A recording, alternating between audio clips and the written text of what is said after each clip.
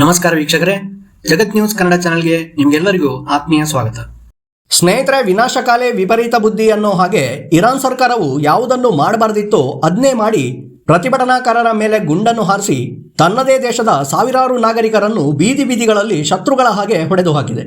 ಇಷ್ಟಕ್ಕೆ ನಿಲ್ಲಿಸದೆ ದೇಶದ ಎಲ್ಲ ಪ್ರಮುಖ ರಸ್ತೆಗಳಲ್ಲಿರುವ ಕಟ್ಟಡಗಳ ಮೇಲೆ ಇರಾನ್ ರೆವಲ್ಯೂಷನರಿ ಆರ್ಮಿಯ ತನ್ನ ಸ್ನೈಪರ್ಗಳನ್ನು ನೇಮಿಸಿ ಪ್ರತಿಭಟನೆಗಳನ್ನು ಲೀಡ್ ಮಾಡ್ತಾ ಇರುವ ಜನನಾಯಕರನ್ನು ಗುರುತಿಸಿ ನೇರವಾಗಿ ಅವರ ಹಣೆಯ ಮೇಲೆಯೇ ಶೂಟ್ ಮಾಡಿಸ್ತಾ ಇದೆ. ಅಷ್ಟೇ ಅಲ್ಲದೆ ಹಣದುಬ್ಬರ, ನಿರುದ್ಯೋಗ ಮತ್ತು ಮಹಿಳಾ ಸಮಾನತೆಯ ಹೋರಾಟದಲ್ಲಿ ಬಂಧನಕ್ಕೆ ಒಳಗಾಗಿರುವ 10,000 ಪ್ರತಿಭಟನಾಕಾರರನ್ನು ದೇಶದ್ರೋಹಿ, ಅಲ್ಲಾನ ವಿರೋಧಿಗಳು ಮತ್ತು ಇಸ್ರೇಲ್ ಹಾಗೂ ಅಮೆರಿಕದ ಏಜೆಂಟ್ಗಳು ಅಂತ ಘೋಷಿಸಿ ಅವರಿಗೆಲ್ಲ ಇಸ್ಲಾಮಿಕ್ ಕಾನೂನಿನ ಪ್ರಕಾರ ಅತ್ಯಂತ ಕಠಿಣವಾದ ಶಿಕ್ಷೆಯನ್ನು ನೀಡುವುದಾಗಿ ಇರಾನ್ ಸರ್ಕಾರವು ಘೋಷಣೆ ಮಾಡಿದೆ. ಇಲ್ಲಿಯ ತನಕ ಸುಮಾರು 3,000ಕ್ಕಿಂತಲೂ ಹೆಚ್ಚಿನ ಪ್ರತಿಭಟನಾಕಾರರನ್ನು ಹೊಡೆದು ಹಾಕಲಾಗಿದೆ ಅನ್ನೋ ಸುದ್ದಿಯನ್ನು ಜಗತ್ತಿನ ವಿವಿಧ ಮಾಧ್ಯಮಗಳು ಪ್ರಸಾರ ಮಾಡ್ತಾ ಇವೆ. ಚಿತ್ರಗಳಲ್ಲಿ ನೀವು ನೋಡ್ತಾ ಇರ್ಬೋದು, ಶವಾಗಾರದಲ್ಲಿ ಡೆಡ್ ಬಾಡಿಗಳನ್ನು ಇಡೋದಕ್ಕೆ ಜಾಗ ಸಾಕಾಗದೆ ಹೊರಾಂಗಣದಲ್ಲಿ ಒಂದರ ಮೇಲೊಂದರಂತೆ ರಾಶಿ ಹಾಕಲಾಗಿದೆ.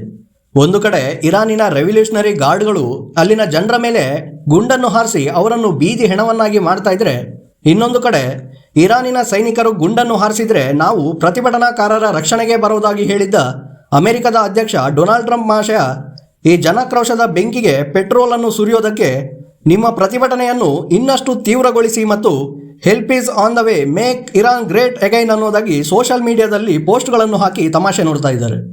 ಈ ಹಿಂದೆ ಇಸ್ರೇಲ್ ದೇಶವು ಗಾಜಾದ ಹಮಾಸ್ ಉಗ್ರರ ಮೇಲೆ ಏರ್ ಸ್ಟ್ರೈಕ್ ಅನ್ನು ಮಾಡಿದ್ದಾಗ ಇರಾನ್ ದೇಶದ ಇಸ್ಲಾಮಿಕ್ ಸರ್ಕಾರವು ಪ್ರತಿದಿನ ಅಲ್ಲಿಂದ ಸಾವಿರಾರು ಫೋಟೋಸ್ ಮತ್ತು ವಿಡಿಯೋಗಳನ್ನು ರೆಕಾರ್ಡ್ ಮಾಡಿಸಿ ಅದನ್ನು ಎಲ್ಲ ನ್ಯೂಸ್ ಚಾನೆಲ್ಗಳಿಗೆ ಕಳುಹಿಸಿ ಇಸ್ರೇಲ್ ಆರ್ಮಿಯು ಗಾಜಾದ ಮೇಲೆ ದಾಳಿ ಮಾಡುವ ಆ ವಿಡಿಯೋಗಳು ಜಗತ್ತಿನೆಲ್ಲೆಡೆ ಪ್ರಸಾರ ಆಗುವಂತೆ ಇಸ್ರೇಲ್ ದೇಶವು ಗಾಜಾದ ಜನಸಾಮಾನ್ಯರ ಮೇಲೆ ದಾಳಿಯನ್ನು ಮಾಡಿ ಅವರ ಹತ್ಯೆಯನ್ನು ಮಾಡ್ತಾ ಇದೆ ಅನ್ನೋದಾಗಿ ಪ್ರಪಗಂಡವನ್ನು ಮಾಡ್ತಾ ಇತ್ತು. ಆದರೆ ಈಗ ತನ್ನದೇ ದೇಶದಲ್ಲಿ ಹೊರ ಜಗತ್ತಿನಿಂದ ಯಾವುದೇ ಸುದ್ದಿ ಮಾಧ್ಯಮಗಳು ಇರಾನಿಗೆ ಬಂದು ಇಳಿಯದ ಹಾಗೆ ತನ್ನೆಲ್ಲ ಪ್ರಮುಖ ಏರ್ಪೋರ್ಟ್ಗಳನ್ನು ಕ್ಲೋಸ್ ಮಾಡಿ ಇರಾನಿನ ಒಳಗಿರುವ ಎಲ್ಲ ಖಾಸಗಿ ನ್ಯೂಸ್ ಚಾನೆಲ್ಗಳನ್ನು ಕೂಡ ಬ್ಯಾನ್ ಮಾಡಿದೆ. ಅಷ್ಟೇ ಅಲ್ಲದೆ ಬಹುತೇಕ ಇಡೀ ದೇಶದಲ್ಲಿ ಜನ ಒಬ್ಬರನ್ನೊಬ್ಬರು ಸಂಪರ್ಕಿಸದ ಹಾಗೆ ಮೊಬೈಲ್ ನೆಟ್ವರ್ಕನ್ನು ಕೂಡ ಕಡಿತ ಮಾಡಿ ಪ್ರತಿಭಟನಾಕಾರರ ಮೇಲೆ ಗುಂಡನ್ನು ಹಾರಿಸಿ ಅವರ ಸಾವಿನ ಸುದ್ದಿ ಮತ್ತು ಸಂಖ್ಯೆಗಳು ಜಗತ್ತಿನ ಮುಂದೆ ಹೊರಗಡೆ ಬಾರದಂತೆ ಮಾಡಲು ಇರಾನಿನ ಸರ್ಕಾರವು ನಾನಾ ಪ್ರಯತ್ನಗಳನ್ನು ಮಾಡ್ತಾ ಇದೆ. ಇರಾನಿನ ನಾಗರಿಕರಿಗೆ ಇವೆಲ್ಲ ಹೊಸ್ತೇನಲ್ಲ. ಅಲ್ಲಿನ ಜನ ಪ್ರತಿ ಸಲ ದಂಗೆ ಎದ್ದಾಗಲೂ ಅಯತುಲ್ಲಾ ಖಮೇನಿಯ ಸರ್ಕಾರವು ಇದೇ ರೀತಿ ಮೊಬೈಲ್ ನೆಟ್ವರ್ಕನ್ನು ಆಫ್ ಮಾಡಿ ರಸ್ತೆಗೆ ಇಳಿದವರ ಮೇಲೆ ಗುಂಡನ್ನು ಹಾರಿಸಿ ಕೈಗೆ ಸಿಕ್ಕಿದವರನ್ನು ಅರೆಸ್ಟ್ ಮಾಡಿ ಜೀವನ ಪೂರ್ತಿ ಜೈಲಲ್ಲಿ ಕೊಳೆಯೋ ಹಾಗೆ ಮಾಡ್ತಿದ್ದಾರೆ ಮತ್ತು ಅಂಥವರಲ್ಲಿ ಹಲವಾರು ಮಂದಿಗೆ ಇಸ್ಲಾಂ ವಿರೋಧಿ ಅನ್ನೋ ಪಟ್ಟವನ್ನು ಕಟ್ಟಿ ಗಲ್ಲು ಶಿಕ್ಷೆಯನ್ನು ಕೂಡ ವಿಧಿಸಲಾಗಿದೆ. ಇರಾನಿನಲ್ಲಿ ಆಗುವ ಇಂತಹ ನೂರಾರು ಘಟನೆಗಳಲ್ಲಿ 3-4 ಘಟನೆಗಳ ಸುದ್ದಿ ಮಾತ್ರ ಹೊರಗಡೆಯ ಪ್ರಪಂಚಕ್ಕೆ ಪ್ರಸಾರ ಆಗುತ್ತೆ. ಆದರೆ ಈ ಸಲ ಇರಾನಿನ ಸರ್ಕಾರವು ಮೊಬೈಲ್ ನೆಟ್ವರ್ಕ್ ಅನ್ನು ಕಡಿತ ಮಾಡಿದರೂ ಕೂಡ ಅಮೆರಿಕದ ಉದ್ಯಮಿ ಎಲಾನ್ ಮಸ್ಕ್ ಅವರು ತನ್ನ ಸ್ಟಾರ್ಲಿಂಕ್ ಸ್ಯಾಟಲೈಟ್ ನೆಟ್ವರ್ಕ್ ಸಿಸ್ಟಮ್ ಅನ್ನು ಇರಾನ್ ಸರ್ಕಾರದ ಯಾವುದೇ ಅನುಮತಿಯನ್ನು ಪಡೆಯದೇ ಅಲ್ಲಿನ ಸಾಮಾನ್ಯ ಜನರಿಗಾಗಿ ಫ್ರೀಯಾದ ಇಂಟರ್ನೆಟ್ ಸೌಲಭ್ಯವನ್ನು ಒದಗಿಸಿಕೊಟ್ಟಿದ್ದಾರೆ. ಆದರೆ ಅದನ್ನು ಕೂಡ ಜಾಮ್ ಮಾಡೋದಕ್ಕೆ ಇರಾನ್ ಸರ್ಕಾರವು ತನ್ನ ಹೆವಿ ಮಿಲಿಟರಿ ಗ್ರೇಡ್ನ ಜಾಮರ್ಗಳನ್ನು ಬಳಕೆ ಮಾಡ್ತಾ ಇದೆ. ಆದರೂ ಕೂಡ ಸ್ಟಾರ್ಲಿಂಕ್ ಕಂಪನಿಯು ನೂರಾರು ಸ್ಯಾಟಲೈಟ್ಗಳನ್ನು ಆಪರೇಟ್ ಮಾಡ್ತಾ ಇರುವ ಕಾರಣ ಇರಾನಿನ ಎಲ್ಲ ಪ್ರದೇಶಗಳಲ್ಲಿ ಜಾಮರ್ಗಳನ್ನು ಅಳವಡಿಸುವುದು ಇರಾನ್ ಸರ್ಕಾರಕ್ಕೆ ಅಸಾಧ್ಯದ ಮಾತಾಗಿದೆ. ಹಾಗಾಗಿ ಎಲಾನ್ ಮಸ್ಕ್ ಅವರ ಮೇಲೆ ಇರಾನ್ ಸರ್ಕಾರವು ಇಂಟರ್ನ್ಯಾಷನಲ್ ಟೆಲಿಕಮ್ಯುನಿಕೇಷನ್ ಯೂನಿಯನ್ನಲ್ಲಿ ನಮ್ಮ ದೇಶದ ಆಂತರಿಕ ಭದ್ರತೆಯ ವಿಷಯದಲ್ಲಿ ಸ್ಟಾರ್ಲಿಂಕ್ ಕಂಪನಿಯು ಮೂಗು ತೂರಿಸಿದೆ ಅನ್ನೋದಾಗಿ ಮೊಕದ್ದಮೆಯೊಂದನ್ನು ಕೂಡ ದಾಖಲು ಮಾಡಿದೆ. ಈ ನೆಟ್ವರ್ಕ್ನ ಲಾಭ ಜನಸಾಮಾನ್ಯರಿಗೆ ಎಷ್ಟರ ಮಟ್ಟಿಗೆ ಆಗಿದೆಯೋ ಗೊತ್ತಿಲ್ಲ. ಆದರೆ ಇರಾನ್ ದೇಶದೊಳಗೆ ಅಡಗಿರುವ ಅಮೆರಿಕದ CIA ಮತ್ತು ಇಸ್ರೇಲ್ನ ಮೊಸಾದ್ ಏಜೆಂಟ್ಗಳಿಗೆ ಇದು ವರದಾನವಾಗಿ ಪರಿಣಮಿಸಿದೆ. ಸ್ಟಾರ್ಲಿಂಕ್ ಕಂಪನಿಯ ಇದೇ ನೆಟ್ವರ್ಕ್ ಅನ್ನು ಬಳಸಿ ಆ ಇಂಟೆಲಿಜೆನ್ಸ್ ಏಜೆನ್ಸಿಗಳು ಇರಾನಿನಲ್ಲಿ ನಡೆಯುತ್ತಿರುವ ನರಮೇಧದ ಫೋಟೋ ಮತ್ತು ವಿಡಿಯೋಗಳನ್ನು ಹೊರ ಜಗತ್ತಿಗೆ ಕಳುಹಿಸಿ ಅಲ್ಲಿನ ಇಸ್ಲಾಮಿಕ್ ಸರ್ಕಾರದ ಕ್ರೂರ ಮುಖವನ್ನು ಇಡೀ ಜಗತ್ತಿಗೆ ತೋರಿಸುವ ಕೆಲಸವನ್ನು ಮಾಡ್ತಾ ಇವೆ. ಇನ್ನೊಂದು ಕಡೆ ಅಮೆರಿಕ ದೇಶದ ಸೇನೆಯು ಕೂಡ ಇರಾನ್ ದೇಶದಲ್ಲಿ ತನ್ನ ಸೈನ್ಯ ಕಾರ್ಯಾಚರಣೆಯನ್ನು ನಡೆಸಲು ಎಲ್ಲ ರೀತಿಯ ಸಿದ್ಧತೆಗಳನ್ನು ಮಾಡಿಕೊಳ್ತಾ ಇದೆ. ಸ್ಕ್ರೀನ್ ಮೇಲೆ ನೀವು ಚಿತ್ರಗಳನ್ನು ನೋಡ್ತಾ ಇರ್ಬೋದು. ಅಮೆರಿಕದ ದೈತ್ಯ B-2 ಬಾಂಬರ್ಸ್ಗಳು ಮತ್ತು KC-135 ವಿಮಾನಗಳು ಈಗಾಗಲೇ ಇರಾನ್ ದೇಶದ ಗಡಿಯಿಂದ ಕೇವಲ 300 ಕಿಲೋಮೀಟರ್ ದೂರ ಇರುವ ತನ್ನ ಕತಾರ್ ದೇಶದ ಏರ್ಬೇಸ್ನಿಂದ ಟೇಕ್ ಆಫ್ ಮಾಡಿ ಯುದ್ಧಾಭ್ಯಾಸಗಳನ್ನು ಮಾಡ್ತಾ ಇರೋದಾಗಿ ಜಗತ್ತಿನ ಹಲವಾರು ಸುದ್ದಿ ಮಾಧ್ಯಮಗಳು ವರದಿ ಮಾಡಿವೆ.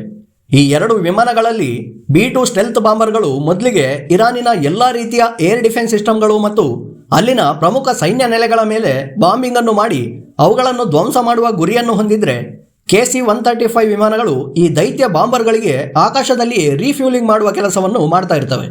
ಇದಾದ ಬಳಿಕ ಇರಾನ್ ಬಾರ್ಡರ್ನಿಂದ ಕೇವಲ 300 ಕಿಲೋಮೀಟರ್ ದೂರ ಇರುವ ಕತಾರ್ ದೇಶದಲ್ಲಿರುವ ತನ್ನ ಅಲ್ ಉದೈದ್ ಏರ್ಬೇಸ್ನಿಂದ ಅಮೆರಿಕದ 10,000ಕ್ಕಿಂತಲೂ ಹೆಚ್ಚಿನ ಸೈನಿಕರನ್ನು ಇರಾನ್ ದೇಶದ ರಾಜಧಾನಿಯಾದ ತೆಹರಾನ್ ನಗರದಲ್ಲಿ ಇಳಿಸಿ ಅಲ್ಲಿ ತನ್ನ ಸೈನ್ಯ ಕಾರ್ಯಾಚರಣೆಯನ್ನು ನಡೆಸಿ ಇರಾನಿನ ಪ್ರಮುಖ ಇಸ್ಲಾಮಿಕ್ ಲೀಡರ್ಗಳನ್ನು ಬಂಧನ ಮಾಡುವ ಮಾಸ್ಟರ್ ಪ್ಲಾನ್ ಅನ್ನು ಅಮೆರಿಕ ದೇಶವು ಮಾಡ್ತಾ ಇದೆ. ಈ ಒಂದು ಕಾರ್ಯಾಚರಣೆಯಲ್ಲಿ ಅಮೆರಿಕ ದೇಶಕ್ಕೆ ಬೆಂಬಲವಾಗಿ ಪಾಕಿಸ್ತಾನವೂ ಕೂಡ ತನ್ನ ಆರ್ಮಿಯ ಬೇಸನ್ನು ಉಪಯೋಗಿಸಲು ಅಮೆರಿಕದ ಸೇನೆಗೆ ಬಿಟ್ಟುಕೊಟ್ಟಿದೆ. ಈ ಬಗ್ಗೆ ನಾನು ಆಲ್ರೆಡಿ ಒಂದು ವಿಡಿಯೋವನ್ನು ಕೂಡ ಹಾಕಿದ್ದೇನೆ. ಅದರಲ್ಲಿ ನೀವು ಪಾಕಿಸ್ತಾನದ ಈ ಒಂದು ಏರ್ಪೋರ್ಟ್ನ ಬಗ್ಗೆ ವಿಸ್ತಾರವಾದ ಮಾಹಿತಿಗಳನ್ನು ತಿಳ್ಕೋಬಹುದು.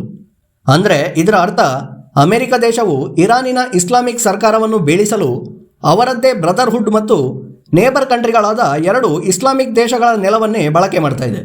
ಇದಕ್ಕೆ ಹೇಳುವುದು ಫಾರಿನ್ ಪಾಲಿಸಿ ಮತ್ತು ಆರ್ಥಿಕ ಲಾಭದ ವಿಷಯ ಬಂದಾಗ ಜಗತ್ತಿನ ಎಲ್ಲ ದೇಶಗಳು ಜಾತಿ ಧರ್ಮವನ್ನು ಬದಿಗಿಟ್ಟು ಮೊದಲಿಗೆ ಇದರಿಂದ ನಮ್ಮ ದೇಶಕ್ಕೆ ಏನು ಲಾಭ ಇದೆ ಅನ್ನೋದನ್ನು ಮಾತ್ರ ನೋಡ್ತವೆ. ಅದರಲ್ಲೂ ಪಾಕಿಸ್ತಾನದಂತಹ ಒಂದು ಬಿಕಾರಿ ದನ ಪಿಶಾಚಿ ದೇಶ ಕೆಲ $ಬಿಲಿಯನ್ ಮೊತ್ತಕ್ಕಾಗಿ ತನ್ನ ದೇಶದ ಸೈನಿಕರನ್ನು ಬೇಕಿದ್ರೂ ಅಮೆರಿಕದ ಜೊತೆಗೆ ಇರಾನ್ ದೇಶಕ್ಕೆ ಯುದ್ಧ ಮಾಡೋದಕ್ಕೆ ಕಳುಹಿಸಿಕೊಡುತ್ತೆ. ಇರಾನ್ ದೇಶದ ನಾಗರಿಕರು ಯಾಕೋ ಈ ಸಲ ಮಾಡು ಇಲ್ಲವೇ ಮಡಿ ಅನ್ನೋ ಗಾದೆಯನ್ನು ಅನುಸರಿಸ್ತಾ ಇರೋ ಹಾಗೆ ಕಾಣಿಸ್ತಾ ಇದೆ. ಯಾಕಂದರೆ ಪ್ರತಿಭಟನೆಗಳು ಈ ಹಿಂದೆಯೂ ಕೂಡ ಇರಾನ್ ದೇಶದಲ್ಲಿ ಬಹಳಷ್ಟು ಸಲ ನಡೆದಿವೆ. ಆದರೆ ಈ ಸಲದ ಹಾಗೆ ಇಷ್ಟೊಂದು ಬೃಹತ್ ಸಂಖ್ಯೆಯಲ್ಲಿ ಅಲ್ಲಿನ ಜನಸಾಮಾನ್ಯರು ಪ್ರತಿಭಟನೆಗಳಲ್ಲಿ ಯಾವತ್ತೂ ಕೂಡ ಪಾಲ್ಗೊಂಡಿರಲಿಲ್ಲ.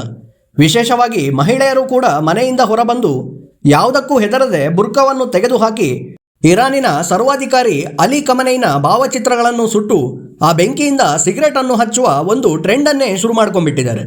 ಇರಾನಿನ ಪ್ರತಿಭಟನೆಯಲ್ಲಿ ಅತಿ ಹೆಚ್ಚು ಟ್ರೆಂಡ್ ಆಗ್ತಾ ಇರುವ ಮತ್ತು ಜನರ ಆಕ್ರೋಶಗಳು ಇನ್ನಷ್ಟು ಹೆಚ್ಚಾಗೋದಕ್ಕೆ ಕಾರಣವಾಗಿರುವ ಇನ್ನೊಂದು ವಿಷಯ ಯಾವುದು ಅಂದರೆ ಅದು ಈ ಒಬ್ಬ 26 ವರ್ಷದ ಯುವಕನಿಗೆ ಯಾವುದೇ ಹಿಯರಿಂಗ್ ಇಲ್ಲದೆ ಗಲ್ಲು ಶಿಕ್ಷೆಯ ತೀರ್ಪನ್ನು ನೀಡಿರುವ ಅತಿದೊಡ್ಡದಾದ ಸುದ್ದಿ. ಇರ್ಫಾನ್ ಸುಲ್ತಾನಿ ಎಂಬ ಹೆಸರಿನ ಈ ವ್ಯಕ್ತಿ ಈಗ ಇರಾನಿನ ಪೋಸ್ಟರ್ ಬಾಯ್ ಆಗಿ ಬದಲಾಗಿದ್ದಾನೆ. ಜಗತ್ತಿನ ಎಲ್ಲ ದೇಶಗಳ ಸೋಷಿಯಲ್ ಮೀಡಿಯಾಗಳಲ್ಲಿ ಈತನ ಚಿತ್ರಗಳು ಹರಿದಾಡ್ತಾ ಇವೆ. ಬಹುಶಃ ಇರಾನಿನ ಸ್ವಾತಂತ್ರ್ಯಕ್ಕಾಗಿ ಈ ಯುವಕನ ಬಲಿದಾನವನ್ನೇ ವಿಶ್ವದ ಎಲ್ಲ ದೇಶಗಳು ಕಾಯ್ತಾ ಇರೋ ಹಾಗಿದೆ. ಪ್ರತಿಭಟನಾಕಾರರ ಮೇಲೆ ಗುಂಡನ್ನು ಹಾರಿಸಿ ಸಾವಿರಾರು ಜನ ತಮ್ಮದೇ ನಾಗರಿಕರನ್ನು ಕೊಂದು ಇರಾನ್ ಸರ್ಕಾರವು ಅತಿ ದೊಡ್ಡದಾದ ತಪ್ಪೊಂದನ್ನು ಮಾಡಿದೆ. ಈ ಒಂದು ತಪ್ಪಿನಿಂದ ಈಗ ಇಂಟರ್ನ್ಯಾಷನಲ್ ಹ್ಯೂಮನ್ ರೈಟ್ಸ್ ಮತ್ತು ಅಮೆರಿಕ ದೇಶದ ಸೇನೆಗೆ ಇರಾನ್ ದೇಶದ ಒಳಗೆ ನುಗ್ಗಿ ಸೈನ್ಯ ಕಾರ್ಯಾಚರಣೆಯನ್ನು ಮಾಡಲು ತಾನೇ ಸ್ವತಃ ಆಮಂತ್ರಣವನ್ನು ನೀಡಿದ ಹಾಗಾಗಿದೆ. ಒಂದು ದೇಶದ ಬಹುಸಂಖ್ಯಾತ ಜನರ ಬೇಡಿಕೆಯನ್ನು ನೀವು ಬಂದೂಕಿನಿಂದ ಸೈಲೆಂಟ್ ಮಾಡುವುದಕ್ಕೆ ಸಾಧ್ಯ ಆಗೋದಿಲ್ಲ. ಎನಿವೆ, ಇದರಲ್ಲಿ ತಪ್ಪು ಯಾರದ್ದು, ಇರಾನ್ ದೇಶದ್ದೋ ಅಥವಾ ಅಮೆರಿಕ ದೇಶದ್ದೋ ಅನ್ನುವ ವಿಮರ್ಶೆಯನ್ನು ನಾನು ನಿಮ್ಮ ವಿವೇಚನೆಗೆ ಬಿಟ್ಟು ಬಿಡ್ತೀನಿ. ನಿಮ್ಮ ಅಭಿಪ್ರಾಯಗಳು ಏನೇ ಇದ್ದರೂ ದಯವಿಟ್ಟು ಅದನ್ನ ನಮಗೆ ಕಮೆಂಟ್ ಮಾಡಿ ತಿಳಿಸಿ. ಹಾಗೆಯೇ ನಿಮಗೆ ಈ ಇನ್ಫಾರ್ಮೇಷನ್ ಇಷ್ಟ ಆಗಿದ್ದರೆ ದಯವಿಟ್ಟು ಈ ವಿಡಿಯೋಗೆ ಒಂದು ಲೈಕನ್ನು ಕೊಟ್ಟು ನಮ್ಮ ಈ ಚಾನೆಲನ್ನು ತಪ್ಪದೇ ಸಬ್ಸ್ಕ್ರೈಬ್ ಮಾಡ್ಕೊಳ್ಳಿ ಸ್ನೇಹಿತರೆ. ಮುಂದಿನ ವಿಡಿಯೋದಲ್ಲಿ ಮತ್ತೆ ಸಿಗೋಣ. ಧನ್ಯವಾದಗಳು. ಜೈ ಹಿಂದ್.